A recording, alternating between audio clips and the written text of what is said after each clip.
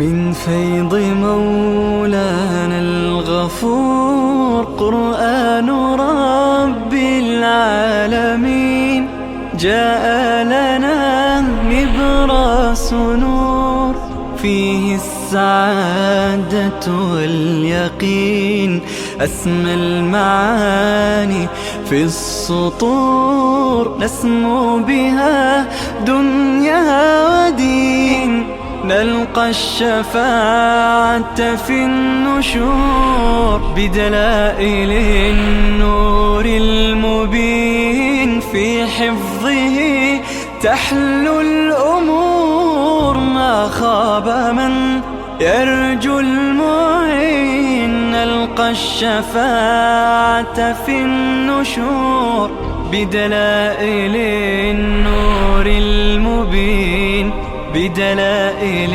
النور المبين.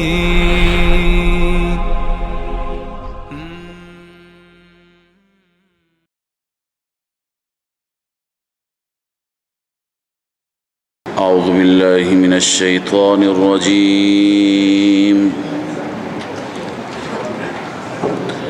بسم الله الرحمن الرحيم.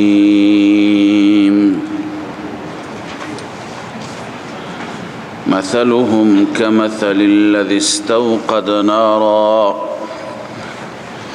فلما أضاءت ما حوله ذهب الله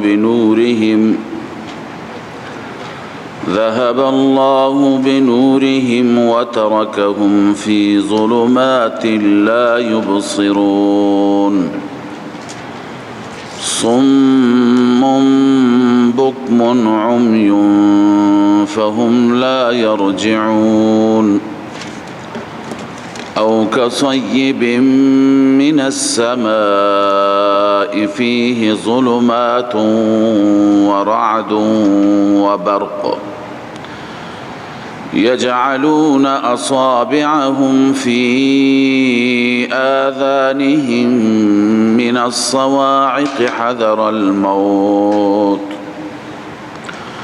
والله محيط بالكافرين. صدق الله العظيم. اللهم صل على سيدنا وشفينا محمد وعلى آله وأصحابه أجمعين. سبحانك لا علم لنا إلا ما علمتنا.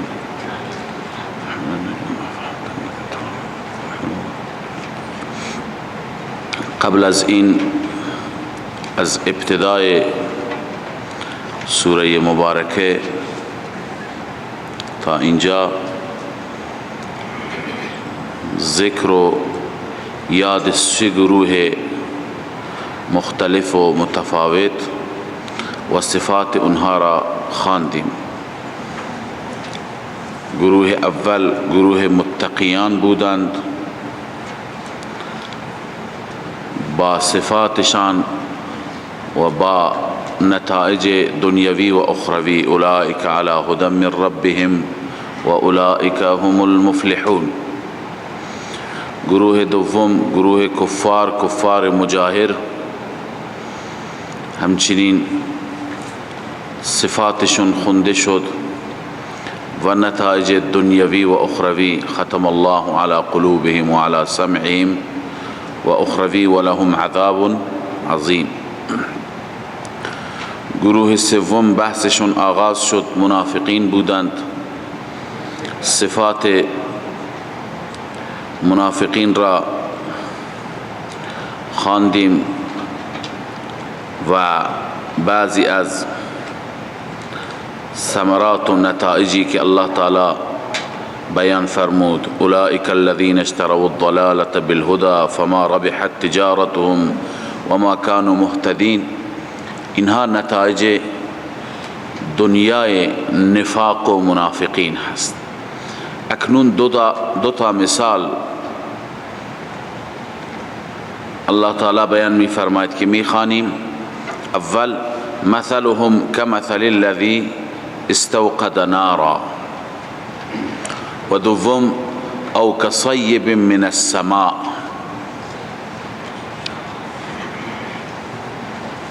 بر اساس گفته عامه مفسران این هر دو مثال مربوطند به منافقین و در این دو مثال حالت و وضعیت منافقین مثال زده شده به یک صورت و حالت محسوس. میدانید که مثال یک چیز مفهوم و معقول را به شکل محسوس در آوردن تا اینکه بیشتر مفهوم بشه، بیشتر فهمیده بشه، درک بشه، به این منظور انجام میگیرد.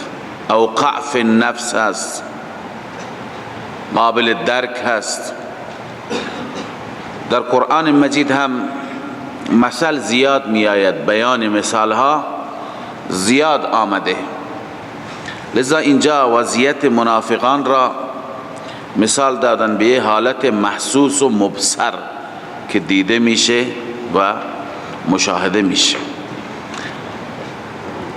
اما شیخ حسین علی رحمه الله می فرماید که دو تا مثال اولی مربوط به کفار هست و مثال دومی مربوط به منافقین هست.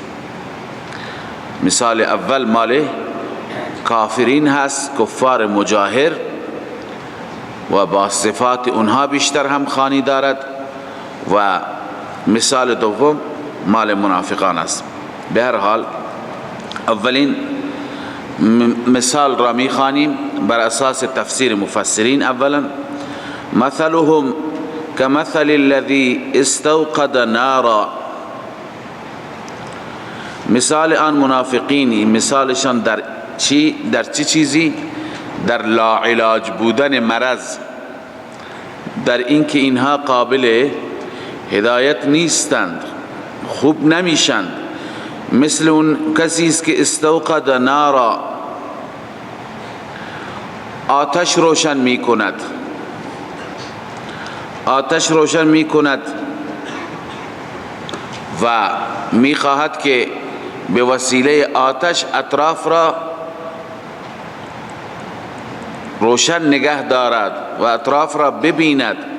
الله میفرماید فلما اضاءت ما حوله، زمانی که اطرافش روشن می شود، ذهب الله بنورهم و ترکهم فی ظلمات لا یبصرون، خداوند از بین می برد نور آنها را، و ترکهم و می گذارد آنها را فی ظلمات لا یبصرون، در تاریکی هایی که نمی بینند. خب اکنون چطور این مثال منافقین هست؟ به این صورت که الذی استوقد نارا، کسی یا کسانی که آتشی را روشن می کنند. خب این در واقع به مثل چی می ماند؟ مثل این می ماند که منافقین زباناً و لساناً اقرار کردن اسلام را، با زبان گفتن ما مسلمان شدیم. خب همین که با زبان گفتن ما مسلمان شدیم، به ظاهر مسلمان شدند، این هم برایشون خالی از منافع نیست.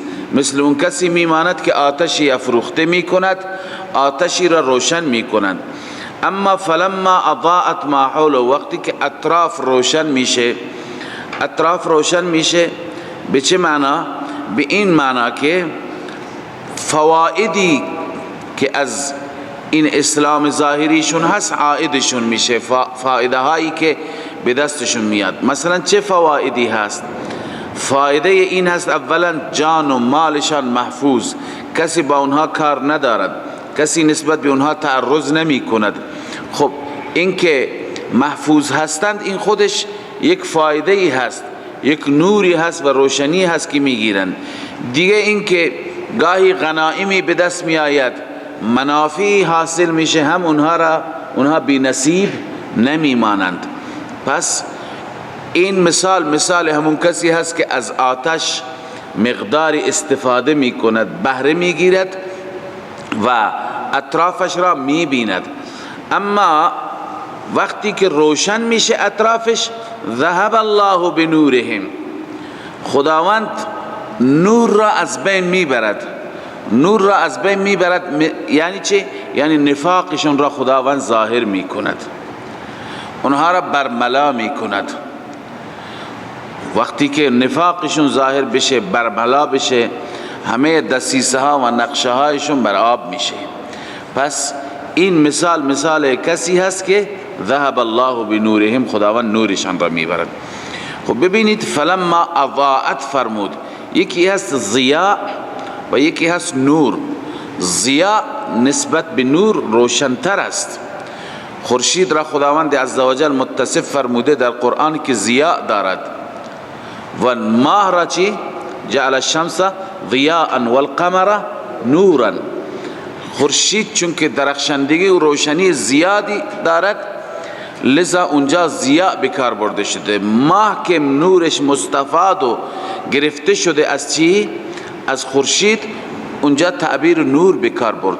خب اینجا فلما اضاءت ابتداء وقتی که فرمود اطراف روشن میشه، خوب روشن میشه، ذهب الله بضیائهم بر اساس فلما اضاءت. ولی اینجا فرمود که ذهب الله بنورهم، معنیش اینه که خداوند همون نور کم را هم برد، یعنی هیچ نوری باقی نمان. اگر می فرمود ذهب الله بضیائهم، شاید مفهوم مخالف این میشد که خداوند اون نور زیاد را از بین برد، نور اندکی برایشون باقی ماند، بازم خالی از منفعت و خالی از فایده نیست. به این خاطر نفرمود ذهب الله بضیائهم، بلکه ذهب الله بنورهم، حتی نور اندکی که داشتند اون هم از بین رفت، در تاریکی محض تأکید میشه و ترکهم فی ظلمات لا یبصرون، گذاشت آنها را در تاریکی هایی که اصلا نمیدیدن.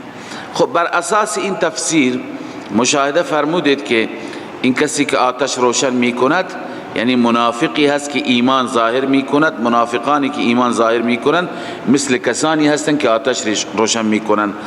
اضاءت ما حوله، یعنی منافقین از اسلامشون منافعی که حاصل میکنند، این را تشبیه داده به کسانی که از آتش و نور آتش بهره میگیرند، اطراف خودشون را مشاهده میکنند.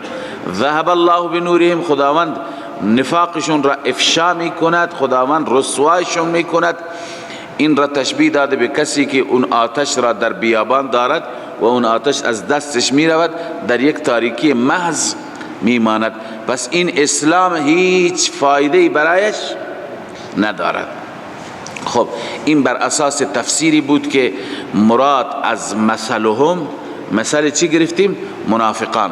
اما اگر مراد اونطوری که شیخ حسین علی رحمه الله می فرماید مراد کفار باشد، اون وقت تفسیر چی میشه؟ تفسیر اینه که مثال کفار را الله بیان می فرماید به این صورت که الذی استوقد نارا، الذی استوقد نارا، اون کسی که آتشی روشن کرده، یعنی رسول الله صلی الله علیه و سلم. رسول الله با نور ایمان، با دعوت حق آمدند و تشریف آوردند و اطراف را روشن کردند با دعوت توحید. فلما اضاءت ما حوله، اضاءت ما حوله، اطرافش چی شد؟ نورانی شد. یعنی این نور اسلام را که رسول الله آوردند، اهل مکه یعنی مسلمانان مکه، مسلمانان از این استفاده کردند. مسلمانان از این چی کردند؟ استفاده کردند. اما مسلمانان استفاده کردند، بیشتر اهل مکه چی شدند؟ محروم شدند، چون ایمان نیاوردند. ذهب الله بنورهم، خداوند نور را برد، نور را از اونها گرفت، چون که اونها ایمان نیاوردند. ایمان که نیاوردند چی شد؟ محروم ماندند. و رسول الله صلی الله علیه وسلم هجرت کرد، رفتن مدینه طیبه. اهل مکه در تاریکی محض باقی ماندند. بس میفرماید که شیخ میفرماید این کسی که نوری را افروخته کرده، این کس رسول الله صلی الله علیه وسلم است. این نور اسلام را روشن کرده. اضاءت ما حوله، اطراف را روشن کرده. منافع نور، کسانی که آمدند و از این نور استفاده کردند ایمان آوردند. اما ذهب الله بنورهم، در حق کسانی است که از این نور استفاده نکردند. و ترکهم فی ظلمات، در تاریکی ماندند، در کفر و شرک و ظلمت ماندند. چی شدند؟ صم بکم عمیون. آیا اینها حواس نداشتند که از این نور استفاده بکنند؟ آیا اینها نتوانستند از این نور استفاده بکنند؟ چشم نداشتند ببینند حق را، گوش نداشتند که حق را بشنوند، و زبان نداشتند که حق را بگویند و به حق اقرار کنند؟ الله تعالی می فرماید داشتند اما بهره نگرفتند، استفاده نکردند، گویی نداشتند. پس صم بکم عمیون عینا هم معنای چی هست؟ ختم الله علی قلوبهم و علی سمعهم و علی ابصارهم. الله می فرماید صم بکم، آنها ناشنوا بودند، بکم لال بودند، عمیون نابینا بودند. فهم نابینا هستند، ناشنوا هستند، لال هستند. فهم لا یرجعون، آنها رجوع نمی کنند، بر نمی گردند. بنویسید من الکفر الی الایمان، از کفر به ایمان بر نمی گردند. ببینید اینجا علامه نصفی بر صم بکم عمیون همین عبارتی که مطلب را قبلا عرض کردم نوشتند که این حواسشان کار میکرد، اما وقتی که اینها به کار نبردند گویی این حواس از کار افتاده بود. کانت حواسهم سلیمه، حواس اونها چی بود؟ سالم بود. چشم سالم، گوش سالم و زبان سالم. ولكن لما صدوا عن الاصاغة الى الحق، اما لما صدوا، وقتی که باز داشته شدند از شنیدن حق، الى الاصاغة الى الحق، گوش کردن به حق. صدوا عن الاصاغة الى الحق مسامعهم، بستند گوشهایشون را، یعنی نگذاشتند حق بشنود. و ابوا ان ينطقوا به السنتهم، و انکار کردند به اینکه السنهشان حق بگوید، یعنی حق نگفتند و اقرار به حق نکردند. و ان ينظروا او يبصروا بعيونهم، و همچنین انکار کردند اینکه نگاه بکنند، تماشا بکنند یا ببینند با چشمانشان، یعنی از چشم کار نگرفتند، از گوش کار نگرفتند، از زبان در اعتراف حق کار نگرفتند. جعلوا كأنما ایفت مشاعرهم، اینها گشتن گویا آفت زده شده به حواس اونها، حواسشون آفت زده هست. ایفت مشاعرهم، این مشاعرشان، حواسشان گویا چی شده؟ آفت زده شده، مدارک. پس صم بکم به این معنی هست که اونها چشم داشتن، گوش داشتن، سالم هم بود، اما چون که انکار کردند از گفتن حق، از شنیدن حق، از دیدن حق، الله عزوجل اونها را چی کرد؟ آفت زده کرد، اونها دیگه کار نکرد. علی ای حال این مثال یا اینکه مال منافقان بود بر اساس گفته جمهور، یا اینکه مال اهل مکه بود که ایمان نیاوردن بر اساس گفته شیخ حسین علی رحمه الله. مثال دوم، این مثال عند العامه مالکی مال منافقین است.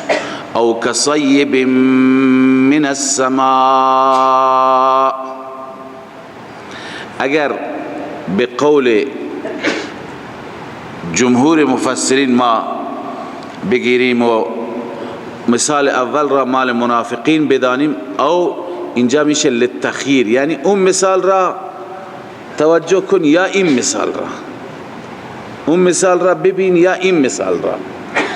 اما اگر بر اساس نظر شیخ حسین علی رحمه الله اون مثال اول بگیم مثال کفار است، اینجا اول تنویع هست، یعنی نوع دیگر، مثال دیگر از نوع دیگر. یعنی اون مثال مال کفار بود، این نوع دیگر مثال است، مال چیه؟ منافقین هست. او کصیب من السماء، یا مثالشان مثل صیب هست. صیب ابر را میگند، باران را میگند، اما اینجا مضاف مقدر است. ذو صیب هست، ذوی صیب هست، کذوی صیب یا اصحاب صیب. انسان هایی که صاحبان چی باشند؟ باران باشند یا ابر باشند، خدا بهشون باران و ابر داده. من السماء، از آسمان.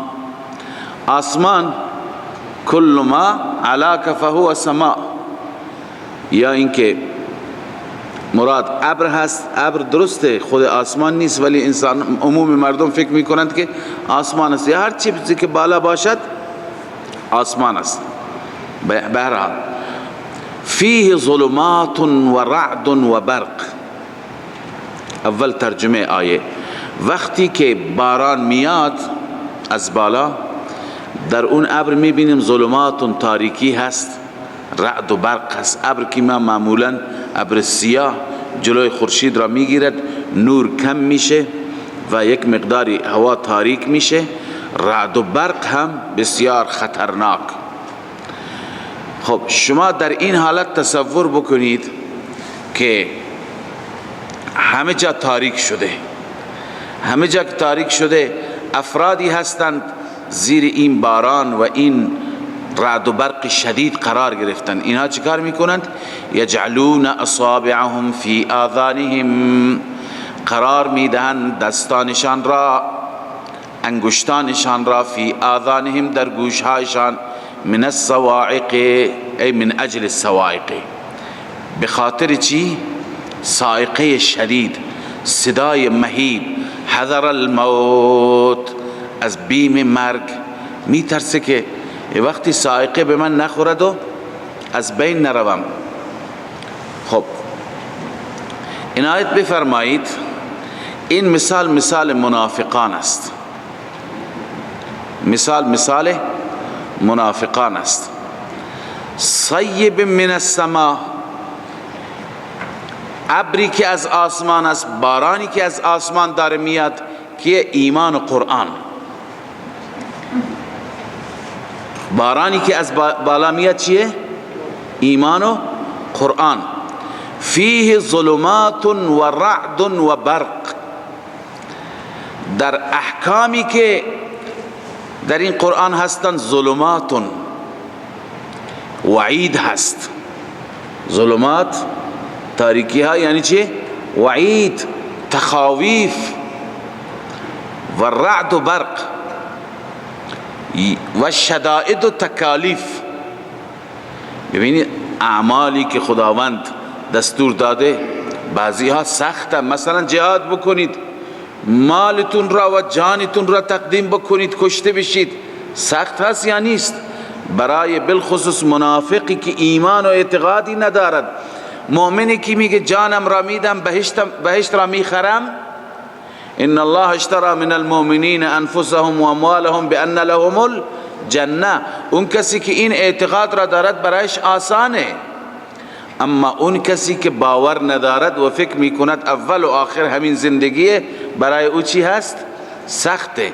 پس اعمال شاقه، تکالیف دینی و همچنین وعیدها و تخاویف برایش چی است؟ به منزله صواعق و رعد و برق است. البته مراد از برق، خب برق وقتی که میزند در او تاریکی، جلوی راه انسان چی میشه؟ روشن میشه. منظور فواید دنیوی ایمان هستند، فواید دنیوی ایمان. یک منافقی که ایمان میآورد در دنیا بی بهره و بی فایده نمیماند. فایدهش چیه؟ فایدهش اینه که حداقل جان و مالش محفوظ، قبلا عرض کردم، از غنائم بی بهره نیست، سهمش و نصیبش برایش در نظر گرفته میشه. پس بعضی از احکام و بعضی از منافع دینی و اسلامی بهش میرسد. خب یجعلون اصابعهم فی آذانهم من الصواعق، قرار میدهند منافقین دستانشون را، این مبالغه هست، انسان فقط یک بند را میتونه تو گوش بکنه، اونم کامل نه، ولی مبالغه است گویا کل انگشت را، یعنی اگر جا داشت همه انگشتان را تو گوش میکردن تا هیچ نشنوند. فی آذانهم من الصواعق، بخاطر چی؟ بخاطر این صاعقه و صدای مهیب، یعنی وعیدهای قرآن و تخاویف قرآن یا تکالیف شرعی. لذا زیر صواعق هم می‌نویسید تکالیف شرعی و وعید. حذر الموت، حذر الموت مفعول له یجعلون هست، یجعلون حذر الموت، دستهای خودشون رو در گوش قرار میدادن، از بخاطر چی؟ بخاطر بیم مرگ. مرگ چی بود برای اونها؟ مرگ ایمان بود، یعنی میترسیدن که یه وقتی در ما اثر نکند و ایمان نیاورند، ایمان برایشون مرگ بود. لذا الله میفرماید که مثال منافقان مثل این کسی هست که در چنین موقعیتی قرار گرفته. اما خب ادامهش را میخوانیم. اما ترجمه او کصیب، یعنی او مثلهم یعنی مثال اونها، کصیب مثل چی هست؟ مثلهم را پایینش بنویسید. او کصیب، یا مثال منافقان مثل ابری هست یا مثل بارانی هست، من السماء، از آسمان، یعنی مثل بارانی هست که از ابر میبارد یا از آسمان میآید. فیه ظلمات و رعد و برق، در آن باران تاریکی هست، رعد، برق، بنویسید شدائد و تکالیف و وعیدها. برق پایینش بنویسید فواید دنیاوی مثل ارز کنم غنائم. یجعلون اصابعهم فی آذانهم، قرار میدهند انگشتان خودشان را در گوشها. اون کسی که در چنین موقعیتی قرار گرفته انگشت را قرار میدهد، به خاطر چی؟ من الصواعق، از آزار صواعق، یعنی صدای شدید رعد و برق. اما اینها منافقین چرا دست به گوش بودند؟ اینجا علامه قرطبی میگوید جعلوا اصابعهم فی آذانهم لئلا یسمعوا القرآن، دستها را در گوشها قرار داده بودند که قرآن را نشنوند. فیؤمنوا به، چون که اگر بشنوند و ایمان بیاورند به قرآن و به محمد صلی الله علیه وسلم، اون وقت به محمد صلی الله علیه وسلم ایمان بیاورند، و ذالک عندهم کفر، اون وقت این میشه کفر، یعنی از دین شرکی خارج شدن را چی میگفتند؟ کفر. والکفر موت، پس موت همون کفر را میگویند به زعم خودشان، بر اساس عقیده باطل خودشان. موت یعنی چه؟ کفر. قرطبی. خب الله می فرماید یکاد البرق یخطف ابصارهم، نزدیک هست که والله محیط بالکافرین، الله تعالی احاطه فرموده چنین کافرین را، یعنی از هر طرف اونها در تیررس عذاب خدا هستند. یکاد البرق یخطف ابصارهم، نزدیک هست که برق برو باید چشمانشون را، برق چشمانشون را برو باید. ببین رو بودن، مفسرین میگن یعنی چشمانشون از بین بره، بینایی خودشون رو از بین از دست بدن. اما شیخ حسین علی میفرماید که رو بودن به معنی اینه که چشمانشون خیره و حیران بماند، چشمانشون خیره و حیران بماند، خوب دید داشته نباشند، چون در چنین مواقع انسان خوب نمی بیند. لذا اینها هم نگاه میکنن به سوی اسلام و قرآن و دعوت رسول الله، اما خوب مشاهده نمی کنند. كلما اضاء لهم مشوا فيه واذا اظلم عليهم قاموا. الله میفرماید هرگاه که روشن میشه برای اونها، یعنی طریق و راه روشن میشه، مشوا فیه، در آن میروند. اما وقتی که اظلم، خاموش میشه، چون برق برای یک لحظه و یک ثانیه است، روشن میکنه مسیر را، بعد خاموش میشه. وقتی که اظلم علیهم، تاریک میکند بر آنها، قاموا، دوباره میستن وقتی که برق تمام میشه. ببین این مثال چی هست؟ مثال این هست، نوشتن کلما اصاب المنافقین من عز الاسلام، هرگاه منافقین از عزت اسلام مشاهده میکنن، به اونها چیزی میرسد، اطمئنوا الیه، مطمئن میشوند، خوشحال میشوند. اما و این اصاب الاسلام نکبه، اگر برای اسلام مشکلی پیش بیاد، یعنی اهل اسلام شکست چیزی، قاموا، توقف میکنند، لیرجعوا الی الکفر، تا که به کفر برگردند. تفسیر ابن کثیر. بس ببینید کلما اضاء لهم مشوا فیه معنیش اینه و اذا اظلم علیهم قاموا، یعنی هرگاه که برای اونها چی باشد، برای اونها مجدهی باشد، غنیمتی باشد، خیری باشد، راحتی باشد، دوان مسلمانند. اما وقتی که سختی باشد، مثل رفتن به عمره و حدیبیه، رفتن به تبوک، اینجا دیگه قاموا، می ایستند. برای خیبر میگن که ما را هم ببرید، چرا ما را نمیبرید؟ این گونه هستند. ولو شاء الله لذهب بسمعهم و ابصارهم، الله میفرماید اگر خدا میخواست از بین میبرد سمعشان را و ابصارشان را، یعنی کلا اونها را محروم میکرد، ولی الله تعالی مهلت میده. ان الله على كل شيء قدیر، بدون شک خداوند عزوجل بر هر چیز قادر است، بر هر چیز قادر و توانا هست. پس ملاحظه فرمودید که این مثال منافقان بود که منافقان همینطور که در مسائل دینی عقب میان، جلو میرند و یک مقدار که میان باز عقب نشینی میکنند، سختی ها را میبینند، شدائد را میبینند. پس مثال اینها عیناً مثل کسی است که در اون وضعیت رعد و برق قرار میگیرد، یک قدم جلو یک قدم عقب. هرگاه که روشنی میبینه میدوه، اما هرگاهی که تاریکی میبینه متوقف میشه. خب اینجا بحث این سه گروه تمام شد، منافقان، کفار و مؤمنان. اکنون خداوند عزوجل همه گروه ها را دعوت میده بعد از اینکه صفاتشون بیان شد و نتایج هر صفتی هم معلوم شد. نتیجه نفاق هم صم بکم هست، نتیجه کفر هم ختم الله علی قلوبهم و علی سمعهم هست، و نتیجه ایمان اولئک علی هدی من ربهم و اولئک هم المفلحون. بعد از اینکه نتایج صفات معلوم، نتایج معلوم، اکنون خداوند دعوت میده به سوی توحیدش، به سوی عبادت، به سوی عبادتش.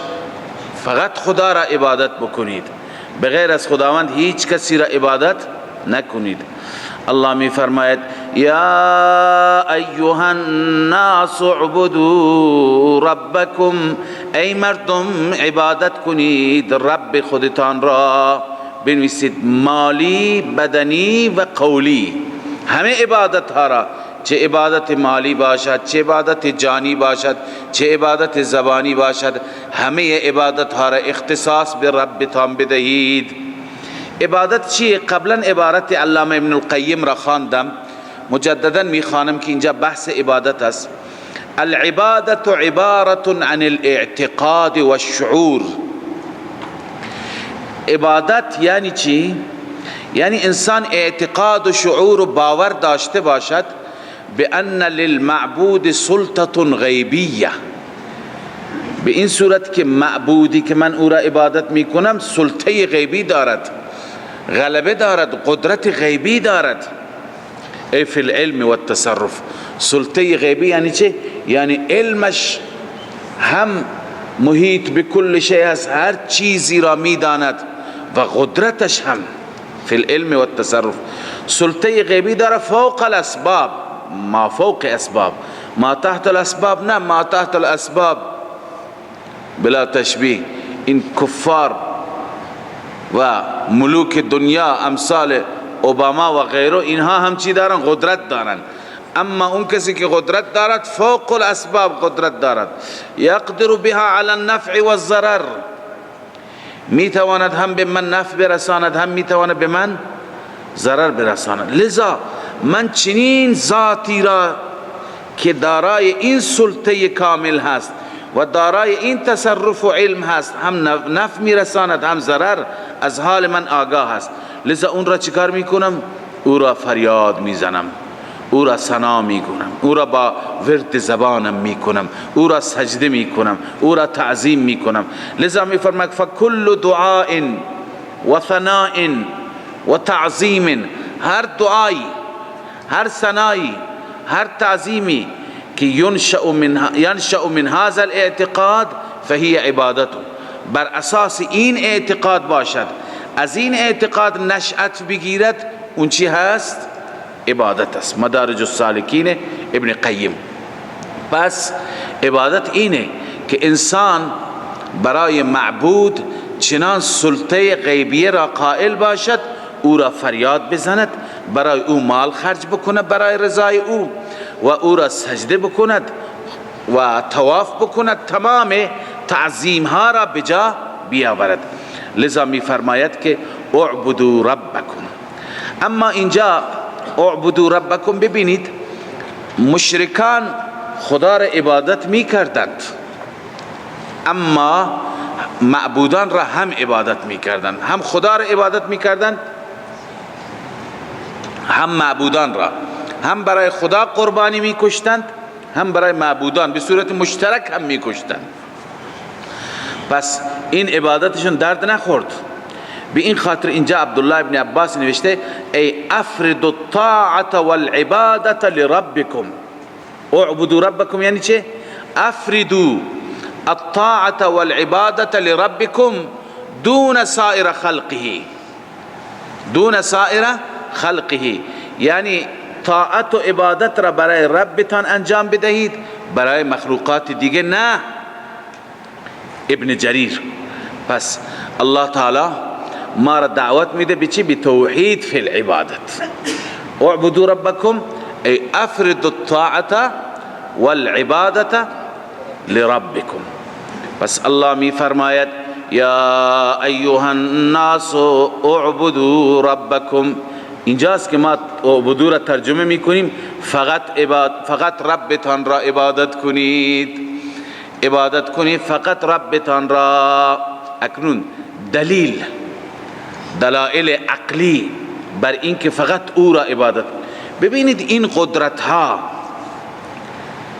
این تصرفات اگر برای هستی دیگری هست او لایق عبادت است، اما وقتی که این کارها و این تصرفات اختصاص به خدا دارد، پس عبادت هم اختصاص به خدا دارد. الذي خلقكم والذین من قبلكم، همان ربی که شما را آفرید، والذین من قبلكم، و همچنین کسانی که قبل از شما بودند اونها را آفرید شما را، لعلکم تتقون. فایده توحید، شما عبادت کنید ربتان را، لعلکم تتقون، که شاید شما تقوا را حاصل بکنید، متقی بشوید. تتقون الشرک والکفر.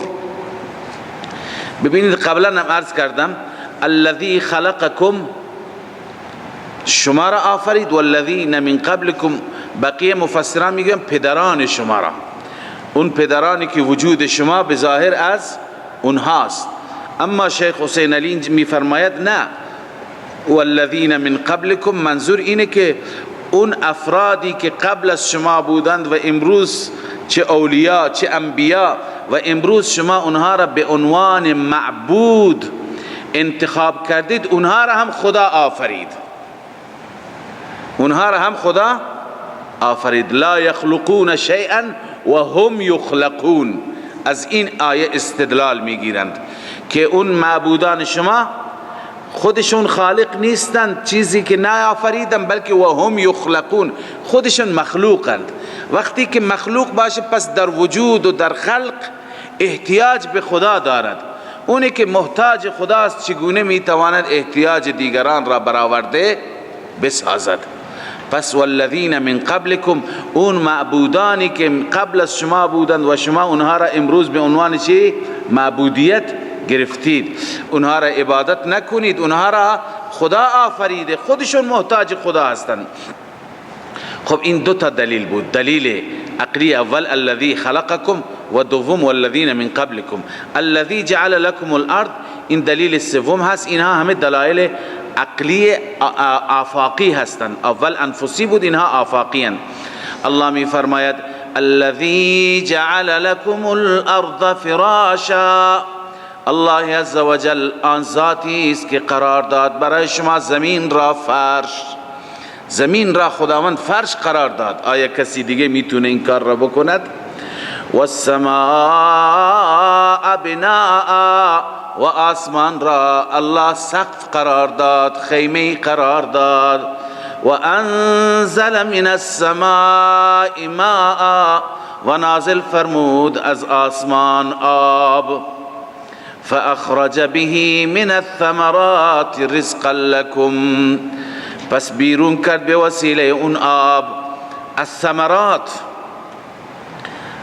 انواع میوه ها از زمین، که رزقا لكم، به خاطر رزق، لاجل الرزق برای شما، به خاطر رزق برای شما خداوند انواع میوه ها را به عنوان رزق. پس خدایی که این همه لطف به شما دارد، این همه نعمت و احسان به شما دارد، فلا تجعلوا لله اندادا، شما با این خدا شریک نگیرید، برای این خدا دیگران را شریک قرار ندهید. فای فصیحه هست، یعنی اذا کان الامر كذلك، وقتی که مسئله چنین هست، فلا تجعلوا لله اندادا، شما برای خدا شریک قرار ندهید، در حالی که و انتم تعلمون، شما هم میدانید. چرا میدانید؟ علامه نصفی اینجا نوشته و انتم تعلمون انها لا تخلق شیئا ولا ترزق، شما هم میدانید که این آلهه باطله نه خالق چیزی هستند نه رازق. انها لا تخلق شیئا ولا ترزق والله الخالق الرازق، شما میدانید که خالق و رازق فقط خداست. پس اون ذاتی که خالق است، رازق است، تصرفات دارد، اختیارات دارد، اون ذات را پرستش بکنید. چرا غیر اون را چی میکنید؟ فریاد میزنید. لذا الله میفرماید فلا تجعلوا لله اندادا، شما قرار ندهید برای الله شرکایی در عبادت. انداد یعنی چه؟ شرکایی در عبادت. و انتم تعلمون، در حالی که شما میدانید که دیگران هیچ کار هستند، نمیتوانند خالق باشند، نمیتوانند رازق باشند. و این کنتم فی ریب مما نزلنا علی عبدنا، این پاسخ شبهه‌ای هست و جواب شبهه‌ای هست. اون شبهه اینه که مشرکان میگفتن این کتاب از جانب خدا نیست، از جانب خود محمد صلی الله علیه و سلم است، چون که تو این کتاب اینقدر توهین شده به خدایان ما را مثال حقیر و بی ارزش برایشون بیان شده، مثال مگس و پشه. خدا اینطور توهین نمی کند اولیاءش را، دوستانش را. این از جانب خود محمد هست، لذا شک داشتند که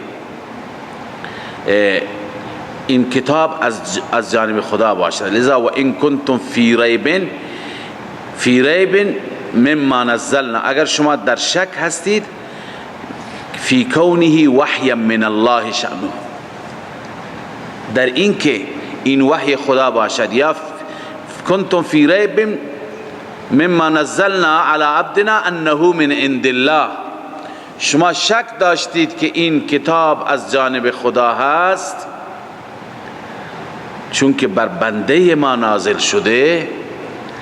پس شما چیکار بکنی؟ فأتوا بسورة من مثله، شما یک سوره بیاورید مثل این قرآن باشد. یک سوره بیاورید که مثل چی باشد؟ قرآن باشد. ببینید عزیزان، اینجا یک نکته خدمت شما عرض میکنم، اون اینه که اینجا تحدی هست. تحدی یعنی به مبارزه طلبیدن. خداوند مشرکان را به مبارزه میطلبد. شما یک سوره بیاورید مثل قرآن. عموم مفسرین میگویند که سوره بیاورید مثل قرآن باشد در فصاحت و بلاغت، مثل قرآن باشد در فصاحت و همینطور فصیح، همینطور بلیغ. ولی محققین، بسیاری از محققین معاصر مثل شیخ مولانا حسین علی رحمه الله، مولانا عبیدالله سندی و بعضی دیگر از مفسران میفرمایند که این تحدی هرگز در فصاحت و بلاغت نیست، چون که تنها این دعوت به مبارزه برای عرب ها نیست، برای تمام دشمنان قرآن است. خب دشمنان قرآن چه عرب باشند چه عجم باشند، کفار چه عرب باشند چه عجم باشند، اونها را داریم به مبارزه میطلبیم. خب اونها را به مبارزه، زبانشون وقتی که عربی نیست چطور بگیم در فصاحت و بلاغت مثل این بیاورید؟ پس تنها تحدی در فصاحت و بلاغت نیست.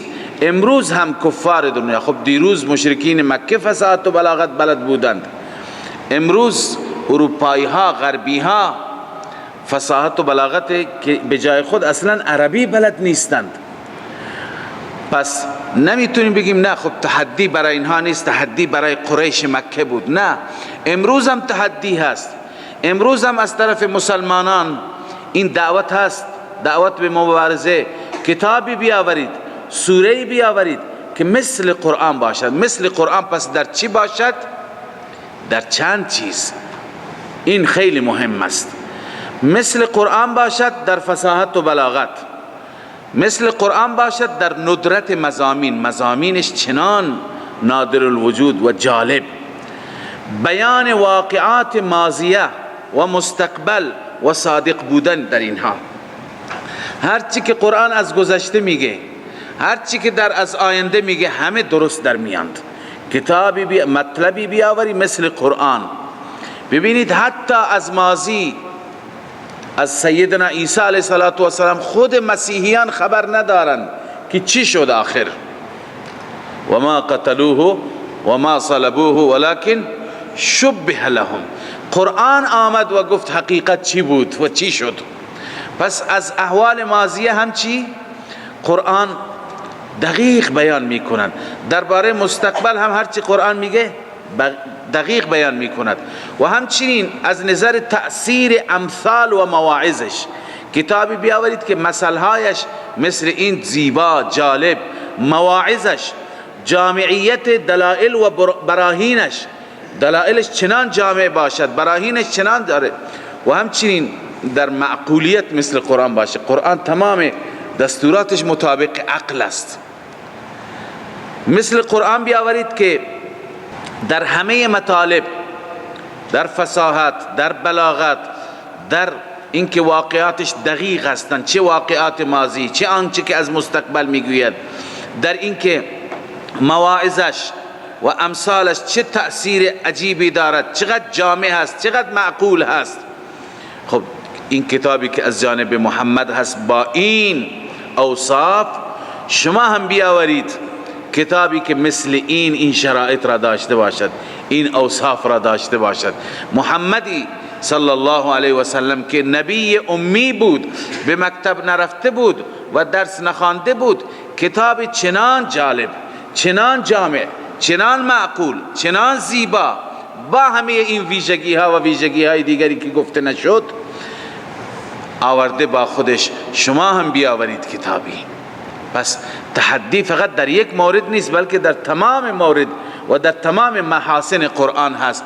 پس اعجاز قرآنی فقط در فصاحت و بلاغت نیست، فصاحت و بلاغت هم در رأس اعجاز قرار دارد، اما اعجاز قرآنی فقط در فصاحت و بلاغت نیست، در امثالش هست، در مواعظش هست. واقعا مواعظ قرآن دل انسان را تکان میدهد.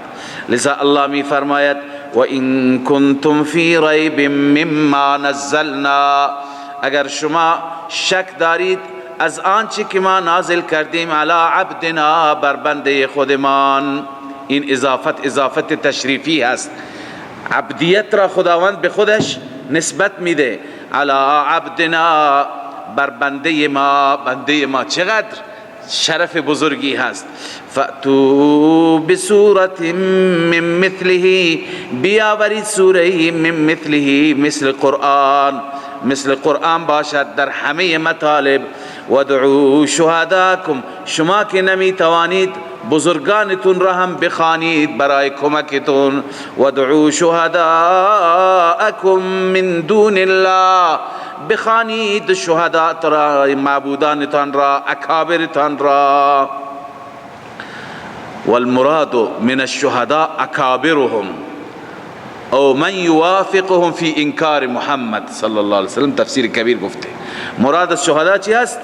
اکابرشان، بزرگانشان، یا هر کسی که در انکار رسول الله با شما هم فکره. یعنی تمام شما کفار دنیا جمع بشید، تمام کسانی که محمد رسول الله را قبول ندارید همه بیاورید، همه با هم متحد بشید. چنین کتابی.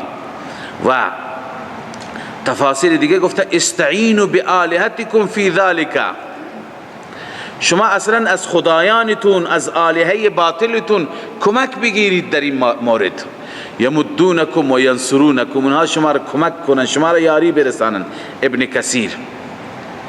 پس یا استعینوا بآلهتکم التي تعبدونها معالم التنزیل، آلهه‌ای که شما پرستش میکنید از اونها استعانت بخواهید، کمک بخواهید. معنی ودعو شهداءکم این هست، بزرگانتون را بخوانید. ان کنتم صادقین، اگر شما راست میگویید، اگر شما راست میگویید که محمد از جانب خود درست کرده، اگر راست میگویید که کتاب خدا نیست و محمد از جای دیگه این را یاد گرفته. ان کنتم صادقین فی قولکم ان محمدا قد اختلقه من عند نفسه، ان محمدا قد اختلقه من عند نفسه، که محمد این را درست کرده از جانب خود. خب اگر راست میگید شما بیاورید مثل این سوره، یک سوره مثل این قرآن. اما اکنون الله عزوجل عجز اونها را بیان میفرماید و بعد از عجز تخویف. وقتی که عاجزید، نمیتوانید، از عذاب خدا بترسید، از آتش جهنم بترسید. الله میفرماید فَإِن لَمْ تَفْعَلُوا، این شرط است. فَإِن لَمْ تَفْعَلُوا، اگر شما نمی کنید، شما انجام نمی دهید، یعنی مثل قرآن نمی آورید، جزا جلوتر است. اما جمله معترضه ولن تفعلوا، این جمله معترضه، هرگز شما انجام نمی دهید، نمی توانید مثل قرآن بیاورید. پس فاتقوا النار، این جزا هست. یا اینکه فآمنوا جزا است، فاتقوا النار مرتب بر اون جزا، قائم مقام است. پس ایمان بیاورید و فاتقوا النار، بترسید از آتش جهنم، التي وقودها الناس والحجاره، همان آتش جهنمی که اخگرهایش مردم و سنگ ها هستند. سنگ تو اون آتش جهنم انداختند. سنگ آتش را چی میکند؟ داغتر میکند، گرمتر میکند. بعضی از علما معتقدند که منظور از این سنگ همون بتانشون هستند، آلههشون هستند. خداوند اونها را در جهنم می اندازد که ببینند اینها خدایان ما بودن با چه ذلتی. قیل المراد بها حجارة الاصنام، بعضی گفتن که مراد از حجاره چی هست؟ حجارة الاصنام هست، سنگهای بتان هستند. والانداد، معبودان. التي كانت تعبد من دون الله. ابن کثیر التي كانت تعبد من دون الله، اصنام و اندادی که من دون الله عبادت می شدند. لذا الله می فرماید فاتقوا النار التي وقودها الناس والحجاره، بترسید از آتش، آن آتشی که وقودها، روشنی اون آتش، اخگر اون آتش، زغال اون آتش، الناس مردم هستند، یعنی مشرکین و کفار هستند، والحجاره و سنگ ها هستند، یعنی بتان شما، آلیه شما. اعدت للکافرین، اون آماده شده، مهیا شده برای کافرین، مستحقین نار برای کافرین. اصل آتش جای کافرین است، انشاءالله جای مؤمنین نیست، مگر مؤمنی که کوتاهی کرده بره شستشو بشه و پاک بشه.